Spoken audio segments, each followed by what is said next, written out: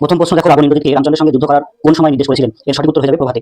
তোমরা একটু মিলিয়ে নাও। পরের প্রশ্ন দেখো, বিখ্যাত লেখক শৈলজানন্দের ফাউন্টেন পেনের সংগ্রহ ছিল কয়টি? উত্তর হয়ে যাবে 2 ডজন। পরের প্রশ্ন, প্রাচীন সুমেরিয়ান বা ফিনিশিয়ানদের লেখনী কি ছিল? এর সঠিক উত্তর হয়ে যাবে হার।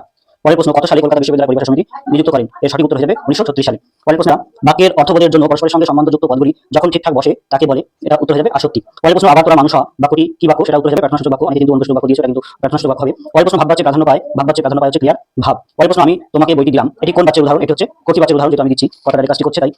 পরের প্রশ্ন, অনুসর্গ প্রধান কারক হলো অনুসর্গ উত্তর বুলবুলিতে ধান খেয়েছে এর সঠিক উত্তর হয়ে যাবে ক্ষতিকারক। পরের প্রশ্ন, কোন সমাসে উভয় পদের অর্থ অখণ্ড থাকে? এর সঠিক উত্তর হচ্ছে দ্বন্দ্ব সমাসে।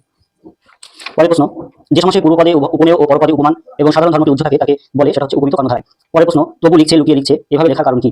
উত্তর যেন নেশায় পেয়েছে।